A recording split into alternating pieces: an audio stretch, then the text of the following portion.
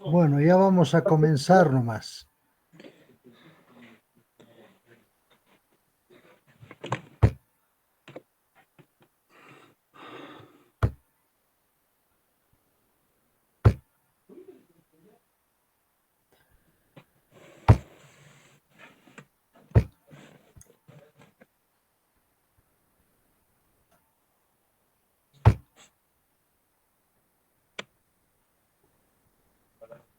Y voy a compartir pantalla con ustedes.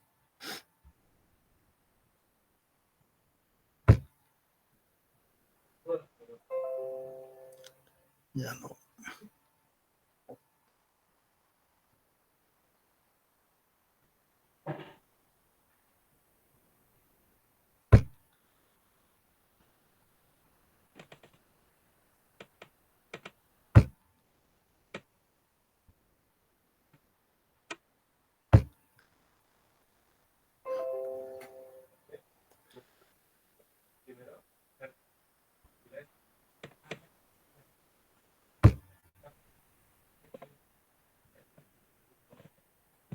Ingresó la diapositiva, ¿se ve?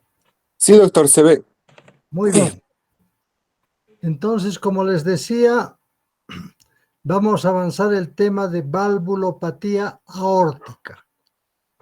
Y en primera instancia voy a dar lectura al concepto de valvulopatía aórtica, mencionando que es la disfunción del aparato valvular aórtico, es decir, disfunción, un mal funcionamiento del aparato valvular aórtico, a consecuencia de una alteración anatómica o una alteración estructural. Según el tipo de disfunción, esta se divide en tres. Primero, puede ser una estenosis aórtica pura. Segundo, puede ser una insuficiencia aórtica pura, lo contrario. Y tercero es que sean partícipes los dos problemas anteriores, es decir, que haya una doble lesión aórtica, que al mismo tiempo sea estenótica, pero también al mismo tiempo es insuficiencia aórtica. Bueno, ahora vamos a avanzar el tema estenosis aórtica. ¿Qué es la estenosis aórtica? Es la obstrucción, por eso es estenosis, obstrucción al flujo sanguíneo del ventrículo izquierdo a la aorta. Es decir, hay un problema en la válvula aórtica, ¿no?, que obstruye el flujo sanguíneo que debería salir o sale del ventrículo izquierdo a la aorta ascendente, provocada por una válvula aórtica estrechada, ¿no?, durante la sístole ventricular. Es decir, durante el periodo de la sístole ventricular o de la eyección ventricular, la válvula aórtica está semicerrada, de manera que el ventrículo izquierdo tiene dificultad para eyectar, para vaciar la sangre durante la contracción ventricular. El grado de dificultad es variable, dependiente del grado de la estrechez aórtica. Bueno, ahora, ¿cuáles son las causas? La etiología de la estenosis aórtica. La etiología puede ser congénita, es decir, de nacimiento, degenerativa, que en el curso de los años va alterándose, se va degenerando la válvula, y tercera, que ha pasado a tercer lugar la fiebre reumática. Ahora, en la congénita, ¿sí?, donde la persona nace con un problema de la válvula aórtica, hay dos formas. Una que es la forma ya estrechada de la válvula, ya sale con una estrechez valvular, nace la persona. Y la más frecuente, una aorta bicúspide, es decir, normalmente la válvula aórtica es una válvula que tiene tres valvas, ¿no? Esas tres valvas, en lugar de tener tres, nace con dos valvas. Entonces, esa es la forma congénita, la más frecuente, con dos valvas. Y a eso le llamamos aorta bicúspide, con dos cúspides, ¿no? Y esa al principio puede no ser muy estenótica, pero a medida que pasa el tiempo, durante años, ya esa válvula se va alterando, se va engrosando con más rapidez hasta que a mediados de la edad, ¿no? Y o bien al final de la edad de una persona, cada vez se estrecha más, ¿no? En el curso del tiempo. Degenerativa es cuando la válvula en sí, se engrosa e inclusive se calcifica esa válvula. Esa es la estenosis aórtica degenerativa, que está evidentemente relacionada con la edad de una persona. A mayor edad, mayores posibilidades de degeneración de la válvula aórtica. Y la tercera es provocada por la fiebre reumática. Hemos avanzado que la fiebre reumática es una enfermedad inflamatoria, inflama la válvula aórtica, ¿no? Y esa inflamación posteriormente se cicatriza la válvula y ya se vuelve una cicatriz de la válvula aórtica donde las comisuras valvulares se van soldando, ¿no? Esa es la estenosis aórtica por fiebre reumática. Aquí les muestro una fotografía de estos problemas. En esta primera fotografía podemos ver una válvula aórtica normal. Entonces aquí están las tres valvas: valva anterior, valva derecha y valva izquierda, ¿no? De la valva derecha, del seno valvular derecho, nace la arteria coronaria derecha. Del seno valvular izquierdo, la coronaria izquierda. Entonces, durante la sístole se abre la válvula. Las tres válvulas se abren y tenemos una buena apertura valvular sin gran resistencia al flujo, y así esa válvula puede estar muy bien, trabajar perfectamente durante 70, 80 años sin problemas. Esto es lo que les decía, una válvula ya congénita. Es una aorta bicúspide.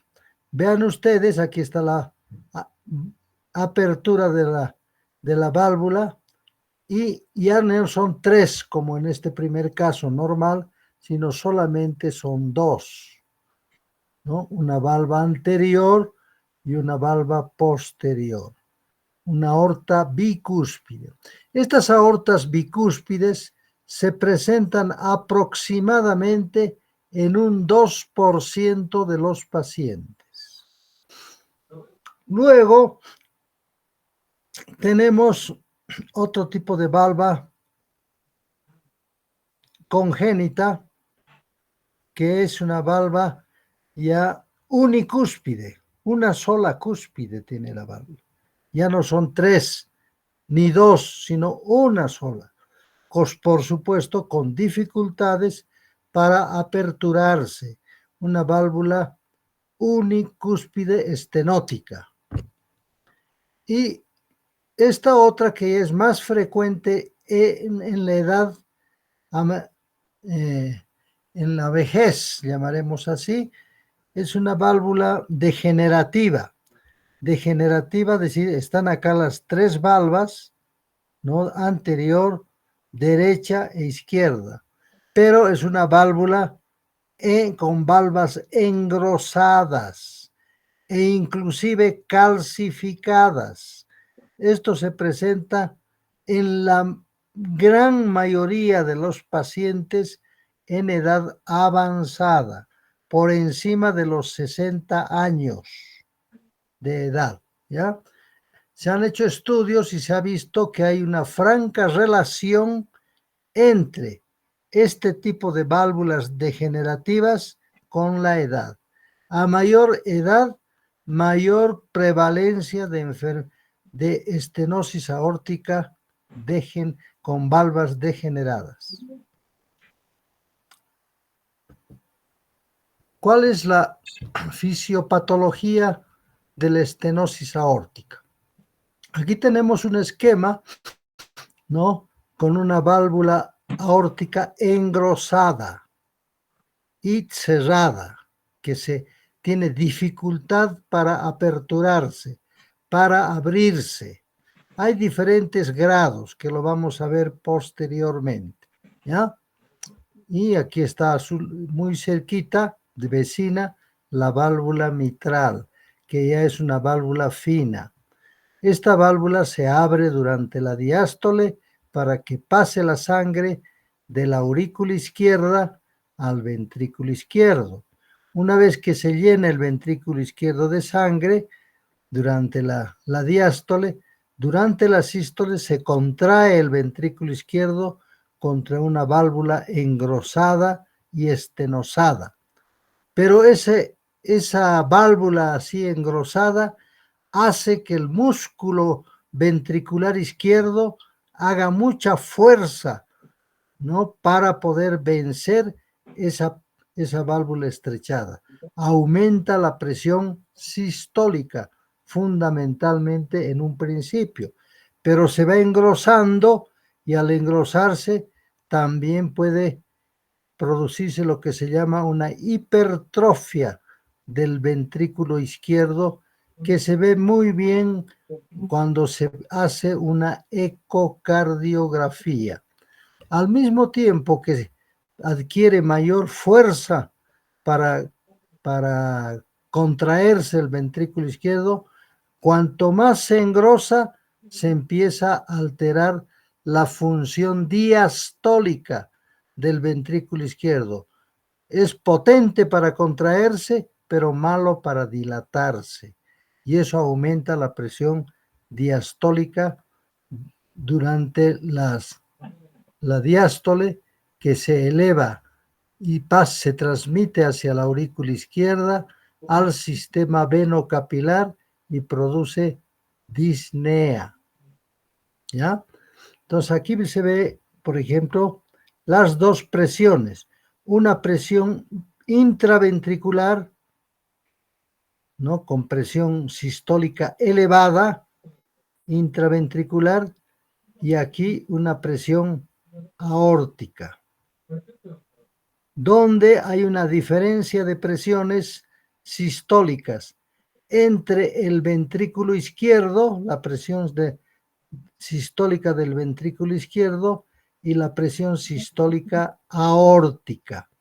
Normalmente no tiene que haber diferencia en presiones del ventrículo izquierdo y de la aorta. No tiene que haber diferencias, tienen que ser iguales, porque la válvula está abierta en el momento de la eyección ventricular. Cuando hay una estenosis, ya aparece lo que se llama un gradiente, o sea, una diferencia de presiones sistólicas entre el ventrículo izquierdo y la presión de la aorta ascendente, ¿ya?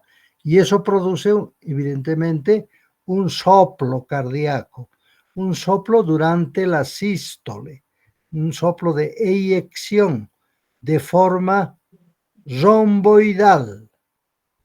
A medida que aumenta la diferencia de presiones, aumenta y aparece el soplo tiene forma romboidal y además de tipo granuloso. Entonces, esa es una característica del soplo aórtico que se presenta auscultatoriamente en el área aórtica, en el sitio aórtico, en área aórtica de la auscultación, que corresponde al segundo espacio intercostal derecho, no izquierdo, sino derecho, segundo espacio intercostal derecho. Y a veces es mucho más fuerte en el tercer espacio intercostal izquierdo, que es el área accesoria aórtica, ¿no? Entonces, esa es la diferencia. Ahora, se ha medido con ecocardiografía la velocidad de flujo transvalvular aórtico, ¿no? Cuando el flujo supera los 80 milímetros de mercurio de diferencia, en ese momento se dice que es una estenosis aórtica apretada o severa.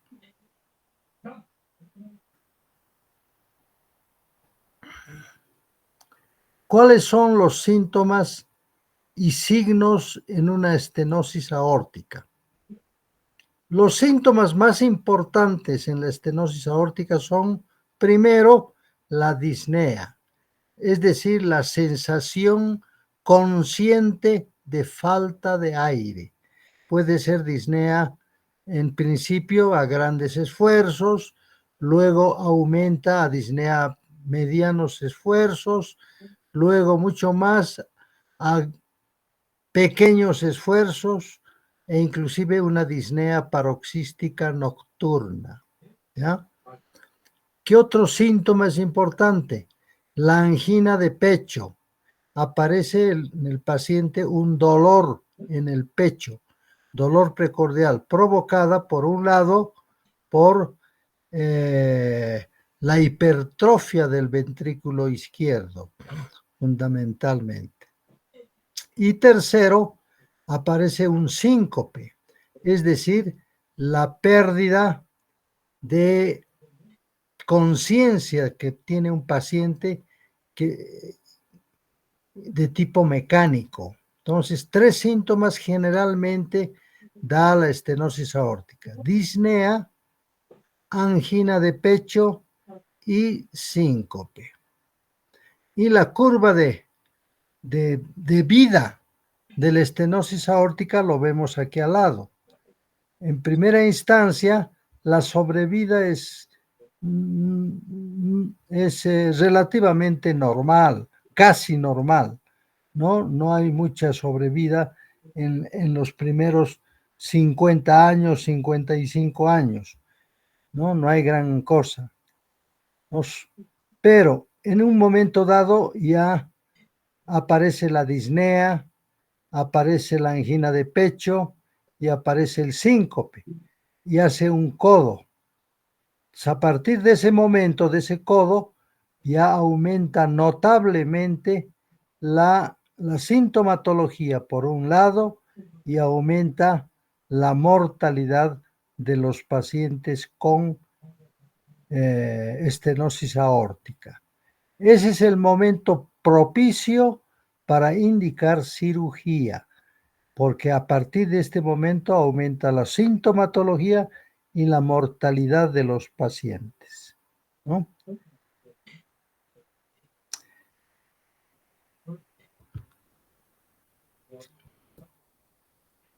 Al examen físico, ¿qué se encuentra en la estenosis aórtica?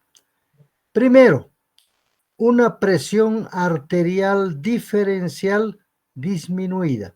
Normalmente nosotros tenemos una presión como promedio de 120, 80.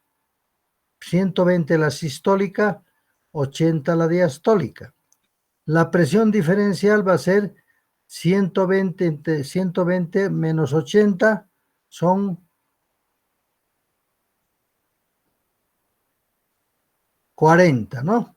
Entonces la presión diferencial es de 40 milímetros de mercurio. A medida que la estenosis va aumentando, esa presión diferencial se va achicando. Ya no será 120-80, será una presión de 120-90, 120-100. Se ha ido achicando la presión diferencial. Aparece un soplo en las arterias carótidas, en ambas carótidas se puede palpar las carótidas un frémito sistólico. Un frémito es como característicamente como el ronroneo del gato. Cuando uno palpa hay un ronroneo en el gato, igualito, ¿no? Soplo en las carótidas porque esa es la dirección que sigue el flujo aórtico, ¿no? Desde la válvula donde se origina, sube, asciende hacia los vasos del cuello. Y ahí se puede, por un lado, palpar un frémito carotídeo o bien escuchar soplo en ambas carótidas. Ahora, cuando uno palpa el ápex se desplaza, normalmente está ubicado en el cuarto a quinto espacio intercostal izquierdo, ¿no? Cuando hay un crecimiento del ventrículo izquierdo, el ápex se desplaza hacia la izquierda y hacia abajo. Es decir, lo podemos palpar el ápex en el quinto a sexto espacio intercostal por fuera de la línea medio clavicular.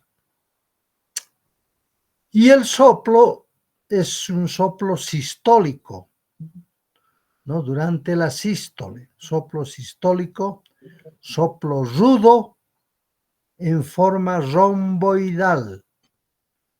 La escala del soplo es de 2 a 5, tomando en cuenta la escala de 2 a 6, que es lo máximo. Entonces la escala puede ser de 2 a 5 en área aórtica, que está ubicada en el segundo espacio intercostal izquierdo a 1 centímetro del borde, derecho a 1 centímetro del borde esternal derecho, ¿no? Y se irradia ese soplo hacia el ápex por un lado y también hacia las arterias carótidas.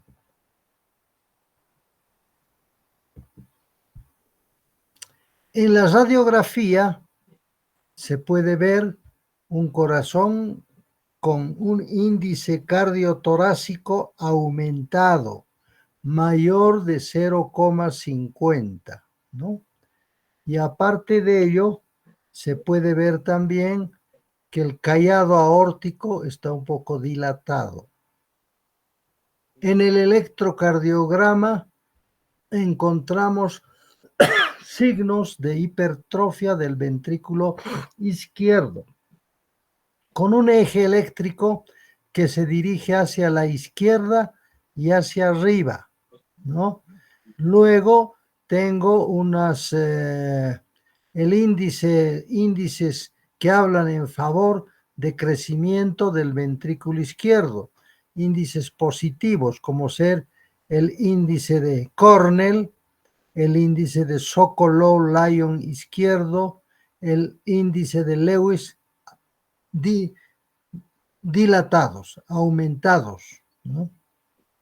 Se puede encontrar todo eso en el electrocardiograma, asociados inclusive a ondas T negativas en derivaciones izquierdas, como ser B5, B6,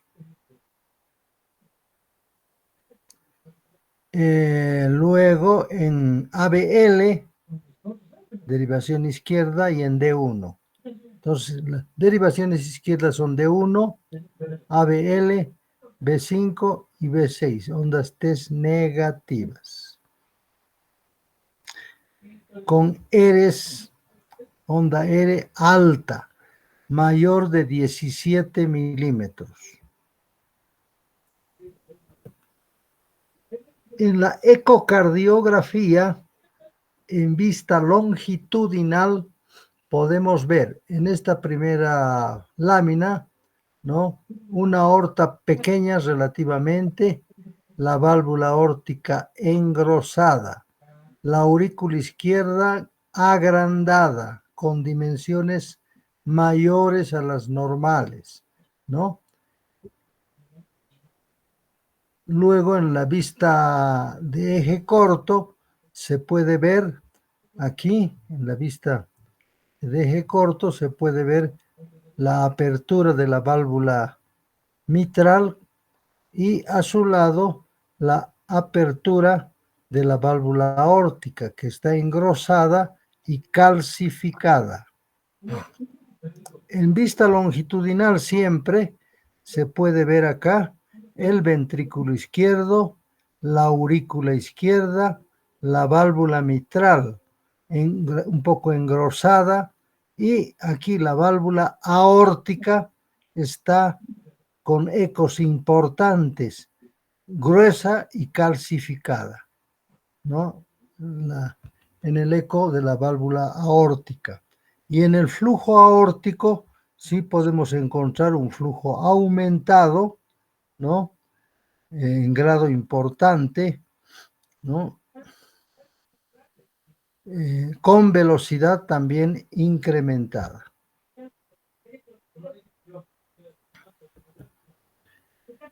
En cuanto al tratamiento, ¿qué se indica?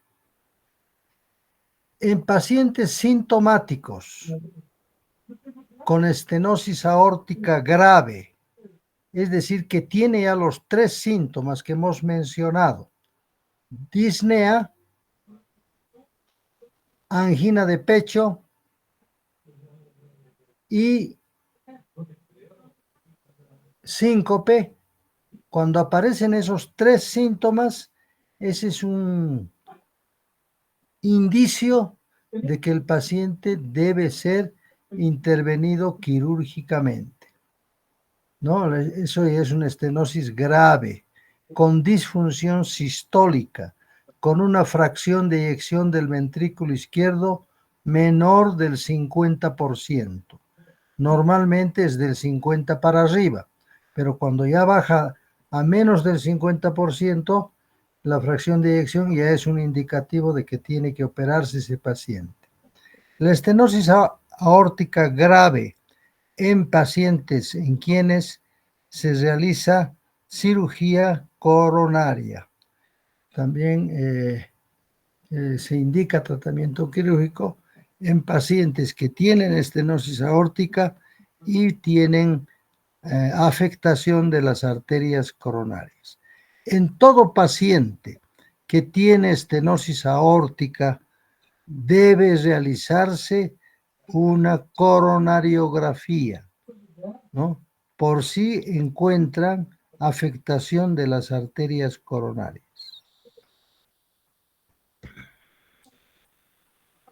En cuanto a los datos también indicativos de cirugía coronaria, serían las siguientes, desde el punto de vista ecográfico.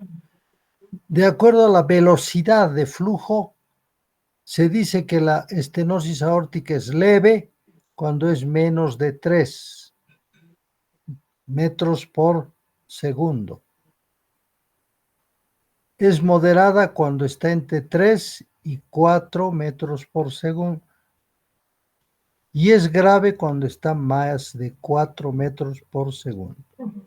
la velocidad, que se puede medir con ecocardiografía. El gradiente, o sea, la diferencia de presiones entre el ventrículo izquierdo y la aorta ascendente. Es leve cuando es menos de 25 milímetros de mercurio. Es moderada cuando está entre 25 y 40 milímetros de mercurio.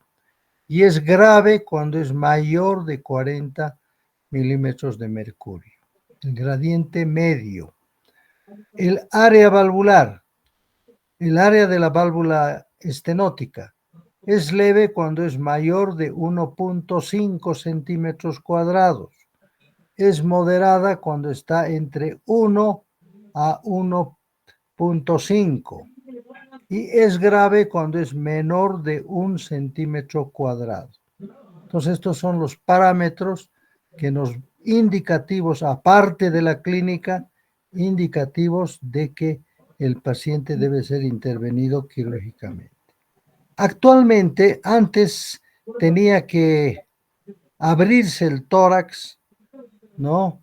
Y utilizar bombas de circulación extracorpórea para hacer el cambio valvular aórtico. Pero actualmente, con la tecnología, se están fabricando prótesis aórticas que permiten cambiar la válvula sin cirugía, directamente con una punción en la punta del corazón, se pasa la estenosis y se inserta una válvula artificial.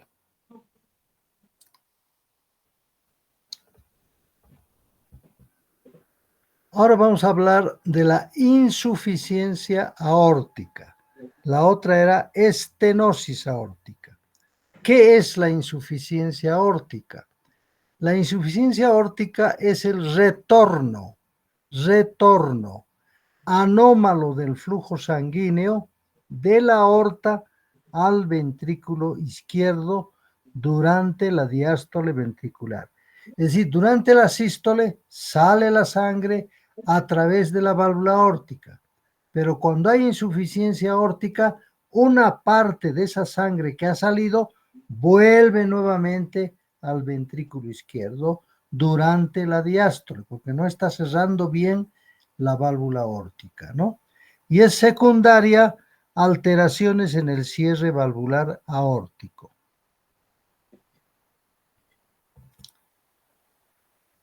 En cuanto a la etiología de la insuficiencia aórtica, la causa de la insuficiencia aórtica, tenemos en general 4 causas. La primera, la endocarditis infecciosa, es decir, un proceso infeccioso en la válvula aórtica, que evidentemente destruye la válvula y al destruirla produce insuficiencia aórtica, ¿no? La endocarditis infecciosa. Otra, la disección aórtica, es decir, la disección es la aorta tiene varias capas, el endocardio, tiene el mesocardio y tiene el pericardio, o sea, tiene por fuera, ¿no? la zona pericárdica.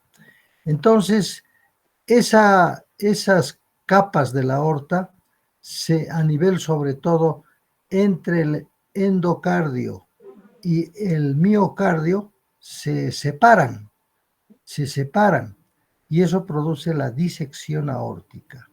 Esta separación se produce sobre todo cuando hay hipertensión arterial sistémica, ¿no? Que produce la separación de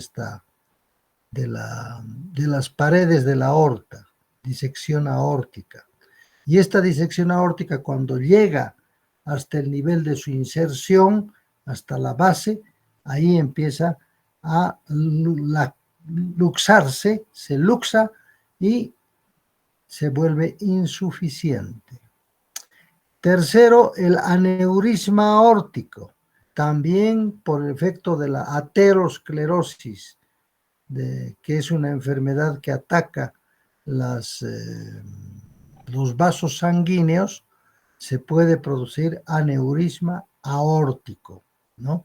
Es decir, una dilatación de la aorta ascendente que puede llegar hasta el nivel del anillo aórtico y en el anillo dilatarse también el anillo y provocar aneurisma aórtico. Y cuarto, puede ser traumático también, ¿no? Es decir, un accidente, ¿no? Un accidente de coche, sobre todo en el chofer. Entonces, un golpe importante contra el volante, ¿no? Contra el volante, que hace que haya un desgarro a nivel de la aorta, ¿no? Y eso producir insuficiencia aórtica. Ahora, esa es la aguda. Todas estas 3, 4 que he citado es insuficiencia aórtica de etiología aguda. En este caso, la infección, que es la endocarditis infecciosa, la disección aórtica, que también es aguda, el aneurisma aórtico y el traumatismo de la aorta. Y hay crónicas, formas crónicas de insuficiencia aórtica. Entre las formas crónicas tenemos la fiebre reumática, la sífilis, ahora ya no hay mucho, sífilis, el síndrome de Marfan, la aortitis, puede ser Takayasu, la hipertensión arterial, la espondilitis anquilosante. Esas son etiologías crónicas que producen insuficiencia aórtica crónica. Lentamente van alterando la estructura de la válvula aórtica. Aquí tenemos una válvula aórtica, ¿no? Que se ha retraído por el efecto de un proceso inflamatorio, se ha retraído y queda así abierta la válvula. Entonces, por esta zona abierta, retorna la sangre durante la diástole, ¿no? Entonces, ese retorno se produce durante la diástole. Si de la aorta, una parte del flujo sanguíneo vuelve hacia el ventrículo izquierdo, produciendo la insuficiencia aórtica. Aquí esta es un ejemplo de una inflamación de la válvula aórtica que es trivalva, con 3 valvas, tiene problemas en la pared de la aorta ascendente, ¿no? Desde el endocardio, el miocardio y el peri. Entonces miren cómo la ha dañado toda la parte del endocardio por la presencia de placas de ateroma en todo el endocardio de la aorta ascendente y del callado. Eso produce una inflamación de la válvula aórtica, dando lugar a una insuficiencia aórtica. Fisiopatológicamente hay pues un retorno de sangre de la aorta al ventrículo izquierdo durante la diástole por un defecto de cierre de la válvula aórtica. De manera que el ventrículo izquierdo en un momento dado recibe sangre en la diástole, por un lado, de retorno anómalo de la aorta ascendente al ventrículo izquierdo. Y también en ese momento recibe sangre de la aurícula izquierda al ventrículo izquierdo. Entonces el ventrículo izquierdo recibe sangre durante la diástole de 2 partes. Por un lado, recibe sangre de la aurícula izquierda al ventrículo izquierdo, como es normal.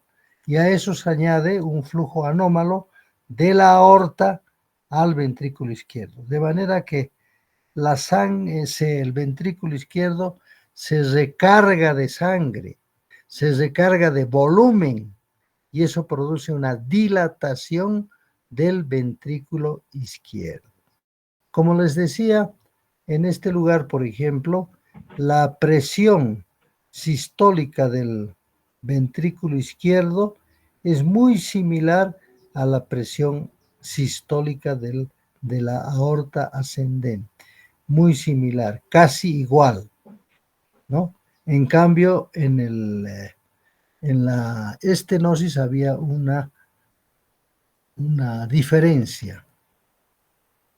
Entonces se recarga el ventrículo izquierdo y eso produce una alteración de flujo durante la diástole, no durante la sístole, durante la diástole.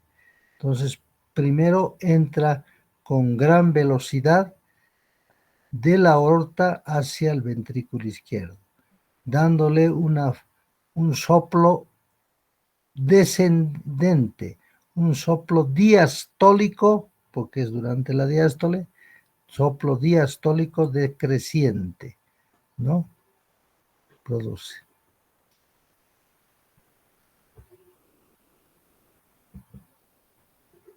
¿Cuáles son los síntomas en la insuficiencia aórtica?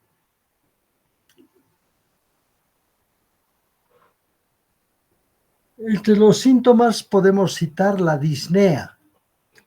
Ven que siempre la disnea es un síntoma frecuente, la disnea, por hipertensión venocapilar pulmonar.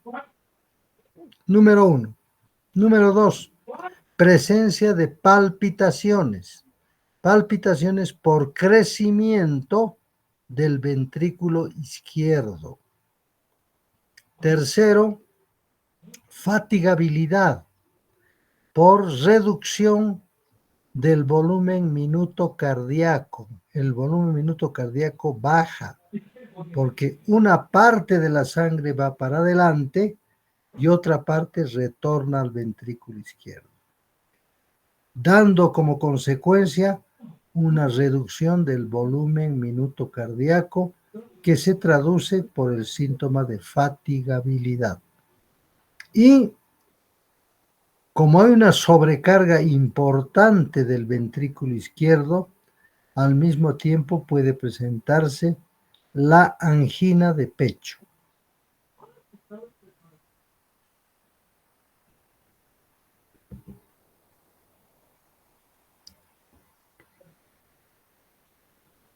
¿Qué se encuentra en el examen físico en la insuficiencia aórtica? Cuando uno toma la presión arterial, hay una presión diferencial aumentada. Presión diferencial aumentada. Es decir, hay una separación entre la aorta, presión de la aorta, y en sístole y en diástole. Están, ¿no? Ahí. A nivel de cuello, cuando el paciente está sentadito con la cabeza al frente, entonces se nota que hay un movimiento de la cabeza. Con cada sístole hay un pequeño movimiento, se van a fijar cuando hay insuficiencia aórtica importante o severa. Movimiento, ¿no?, de la cabeza, que se llama signo de Muset. A nivel de tórax, hay un crecimiento del ventrículo izquierdo por dilatación de esta cámara, que provoca un desplazamiento del ápex hacia la izquierda y hacia abajo.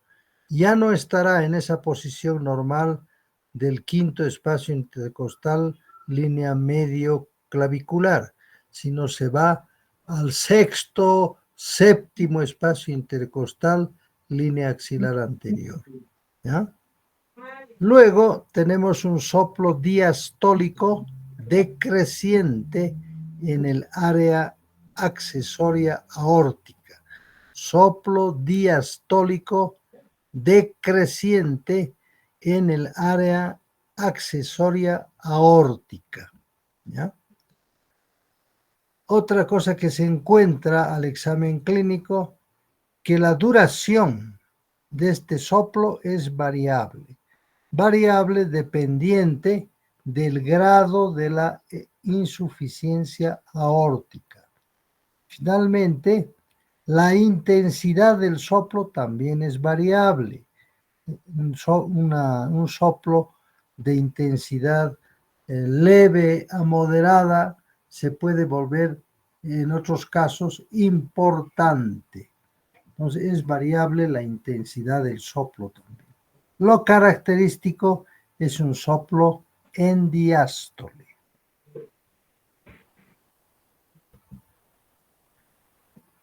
En esta entidad se han encontrado una serie de signos clínicos en la insuficiencia aórtica.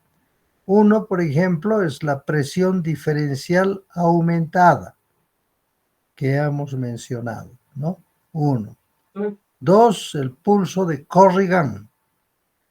Pulso de Corrigan. Es el pulso amplio, pulso amplio. Cuando uno palpa el pulso, nota que es un pulso saltón, que se llama también, ¿no? Pulso saltón. Ascenso y descenso rápido. Pulso Corrigan, ¿no? Luego el signo de Muset, el movimiento de la cabeza sincrónico con el pulso. Movimiento de la cabeza, ¿no? El pulso de Müller, el signo de Durosies, también se denomina el pistoletazo de Durosies. Cuando uno coloca el fonendoscopio a nivel de la ingle sobre la arteria femoral, va a sentir en la sístole como un pistoletazo. ¡Pac! ¡Pac! ¿No? Signo de Durosies. El signo de Quincke, el pulso de Quincke, se coloca, se comprime levemente se comprime la uña. Y al comprimir la uña, van a ver que hay un pulso, aparece un pulso en la uña, ¿no? Debajo de la uña, un pequeño pulso sistólico y diastólico. Sístole, diástole, ¿no? Pulso de capilar de Quincke, ¿no?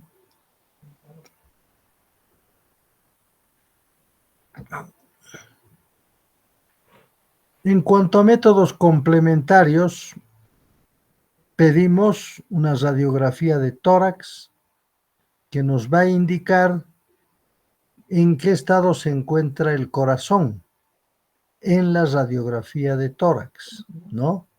El tamaño del corazón, a través de lo que se llama la relación entre el diámetro cardíaco y el diámetro torácico, ¿no? Esa es una de las alteraciones que se nota cuando hay una dilatación cardíaca. Luego, en el electrocardiograma, vamos a tener signos de crecimiento del ventrículo izquierdo, a través sobre todo de un incremento del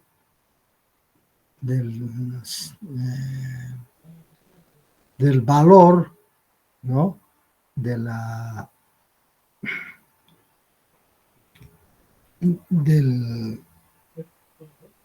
valor de Cornell, ¿no? Normalmente es 20 en las mujeres y 28 en los varones. Normalmente menos de 20 mujeres, menos de 28 en varones. Ese signo de Cornell incrementa. También tenemos el signo de la Sokolov-Lyon, ¿no? El valor del Sokolov-Lyon, que es la sumatoria entre el voltaje de B1 en B1, el voltaje de la onda S en B1, más la onda R en B5, B6. Entonces, eso también está aumentado, es mayor de 35 milímetros, ¿no? Y el signo de Cornell es la sumatoria entre la onda R en ABL más la onda S en B3, ¿no? Ahí es el Cornell.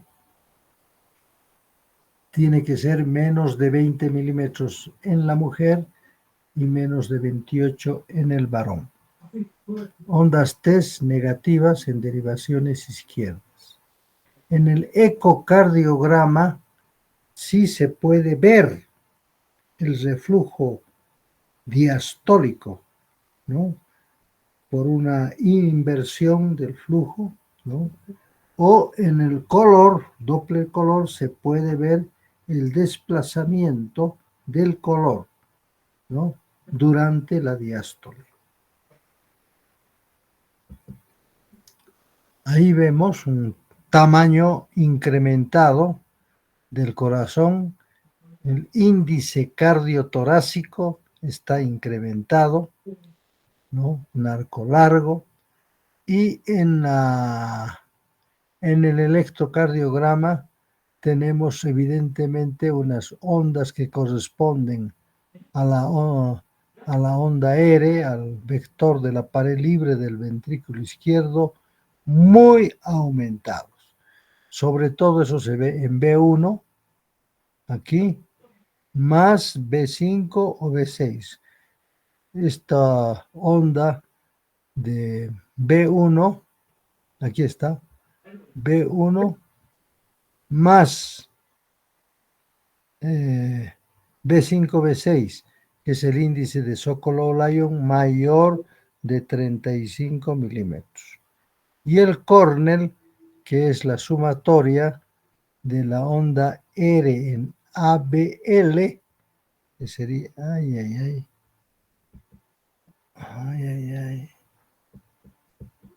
onda R en ABL, caramba, lo que tengo acá, 1, 2, 3, RL, esta onda LL, la R en ABL más la onda S en B3, se suman esos dos valores y tiene que ser normalmente menos de 20 mujeres, menos de 28 en varones. En este caso tiene que estar aumentado, ¿no? El Sokolov-Lyon es la sumatoria entre la la S en B1 más la onda R en B5, B6, mayor de 35 milímetros. Y las ondas TES negativas, miren, B5, y puede ser negativa en derivaciones izquierdas. Aquí en D1 no hay nada y en ABL tampoco hay nada. Todavía no hay afectación de las ondas de repolarización. Durante la diástole se ve en el Doppler aórtico cómo hay un reflujo de sangre de la aorta al ventrículo izquierdo, ¿no? Ese reflujo de sangre, ¿no?, que se ve de esta manera, descendente. que produce también el flujo descendente en la auscultación. Y mejor todavía se ve en una imagen multicolor en la aorta durante la diástole, en el Doppler color. Imagen multicolor en diástole. Es la aorta, ¿no?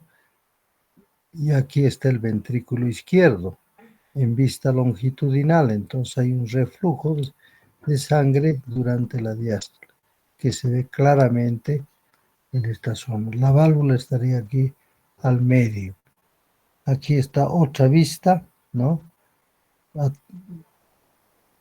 De flujo durante la diástole, que se origina en la válvula aórtica.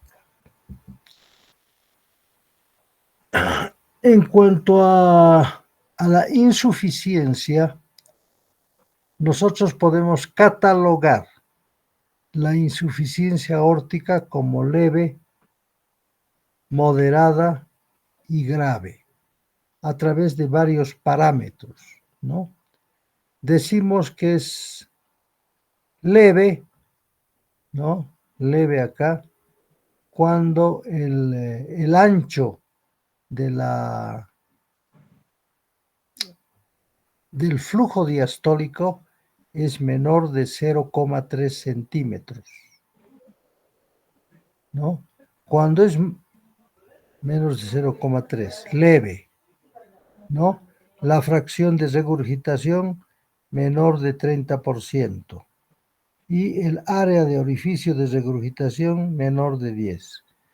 Moderada, cuando el ancho de la vena contracta entre 0,3 y 0,6 centímetros, el ancho del grosor de la regurgitación.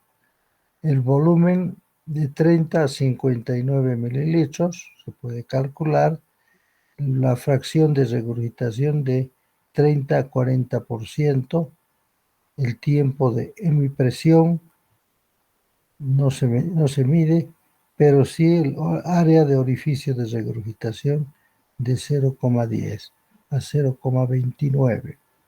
Y es grave la insuficiencia aórtica cuando el ancho del chorro central del Doppler mayor de 65% en la vía de salida, el ancho de la vena contracta con Doppler mayor de 0,6, el volumen de regurgitación de 0,6 mililitros, en la fracción de regurgitación mayor de 50%.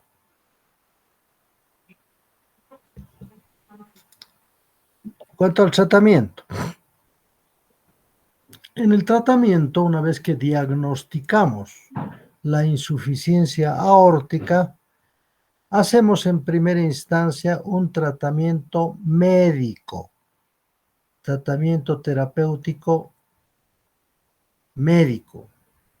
Primero, profilaxis de endocarditis infecciosa, es decir, ante cualquier proceso probablemente que puede conducir a una infección, como ser, por ejemplo, un tratamiento molar de las muelas, ¿no? En el momento de tratar la muela, pueden pasar microbios a la sangre y ubicarse en la válvula aórtica afectada y producir endocarditis infecciosa.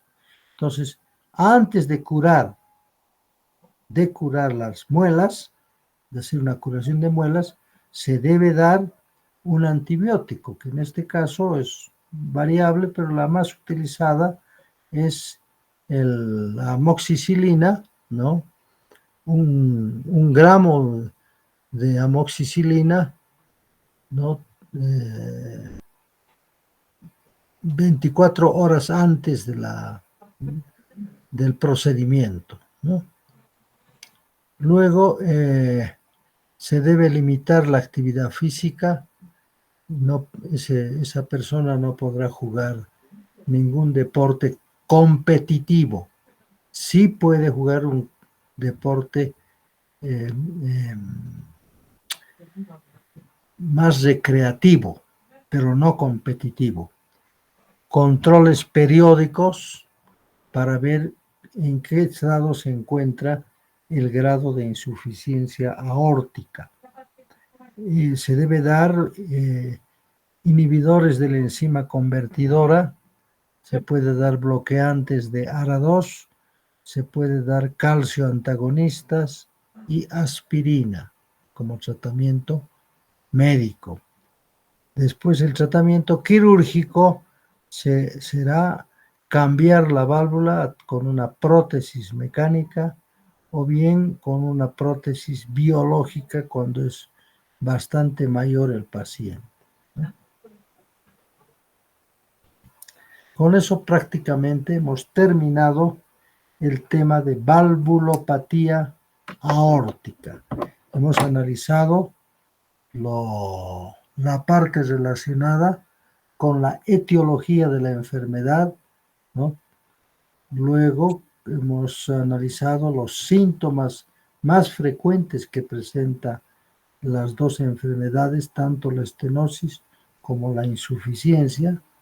Luego, los métodos complementarios, el examen físico, ¿no? El examen físico en la estenosis aórtica y en la insuficiencia aórtica. Luego, la radiografía en las dos entidades y después el electrocardiograma y luego el ecocardiograma, con la cual se realizan los correspondientes controles y la profilaxis, sobre todo en la insuficiencia aórtica. Y el tratamiento final será con prótesis, cambio de válvula, con prótesis mecánica o prótesis biológica.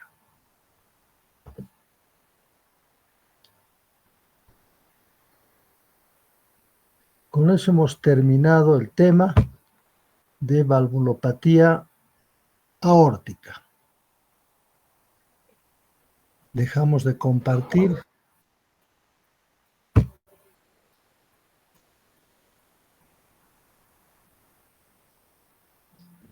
Muchas gracias, doctor. ¿Tienen alguna consulta, alguna pregunta?